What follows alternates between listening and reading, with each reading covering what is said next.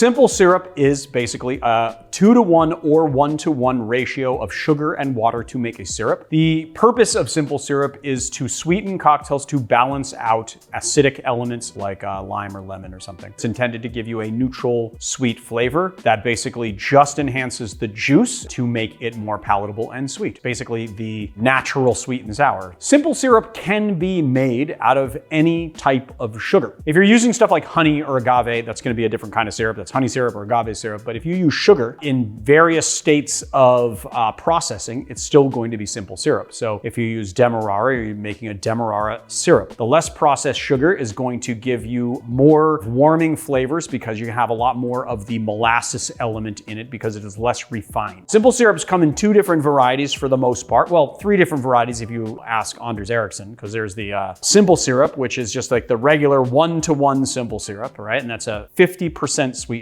basically. Then you have 2-to-1 simple syrup, which is 2 parts sugar to 1 part water, which is at about 63 to 65% sweetness. And then Anders Ericsson likes to do a 1.5-to-1. The more sugar content that's in the water to make this syrup, the more shelf stable your syrup will be. So 1-to-1 simple syrup usually goes off in about 2 weeks and it will start getting bacterial growth in it and you have to throw it out. If you do a 2-to-1 simple syrup, it will be 100% shelf stable. What you want to do is you want to add an equal amount of sugar and water. I like to do this by weight because it is more accurate. And there is 2 different ways that you can do this. You can do a hot processed syrup and you can do a cold processed syrup. If you're using castor sugar, which I'm using today, is very easy to do a cold processed syrup. And that just means using room temperature water with the sugar to dissolve it. The thing is that if you use regular granulated sugar, which has bigger crystals, then that is going to be harder to dissolve in water and you want to use hot water. We're just going to measure out 250 grams.